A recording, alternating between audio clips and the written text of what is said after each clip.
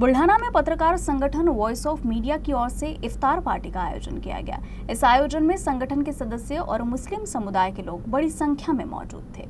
रमजान के पवित्र महीने में मुस्लिम समुदाय में रोजे का बहुत महत्व है। इसी बात को ध्यान में रखकर बुल्ढाना में पत्रकार संगठन वॉइस ऑफ मीडिया द्वारा इफ्तार पार्टी का आयोजन किया गया।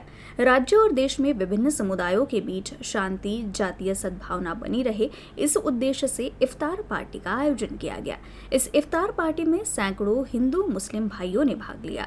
इस अवसर पर मौलवी हाफिज मुजाहिद कुरैशी ने नमाज अदा कराई, जिसके बाद रोजे तोड़े गए। ये बहुत खुशी की बात है कि बुल्ढाना पत्रकार भवन के हमारे पत्रकार भाइयों की तरफ से इफ्तार पार्टी का इंतज़ाम किया गया है। भारत देश हमारा बहुत खूबसूरत देश है।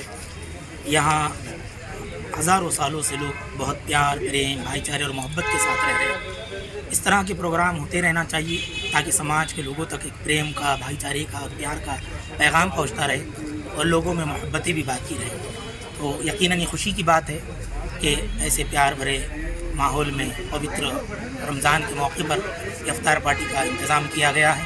मैं उम्मीद करता हूँ कि इस तरह के प्रोग्राम होते रहेंगे और इसके ज़रिए समाज को एक प्रेम का और भाईचारे का पैगाम मिलता रहेगा। वॉइस ऑफ मीडियाच्या वतीनं पवित्र रमजान महिन्यात बडा रोजा या मुस्लिम बांधवांसाठी आज इफ्तार पार्टीचं आयोजन करण्यात आलं होतं आणि या इफ्तार पार्टीला शहरातील सगळ्याच पत्रकारांनी मोठ्या प्रमाणात उपस्थित राहून उपस्थिती लावली।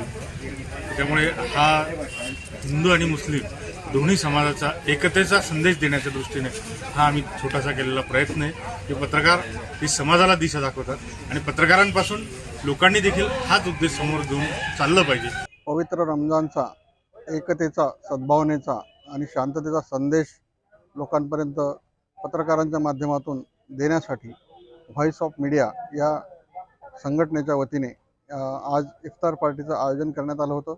आज मुस्लिम बांधवांचा सर्वात महत्त्वाचा सण असलेला रमजान महिना आणि त्या रमजानमधील सर्वात मोठा रोजा आजचा समजला जातो।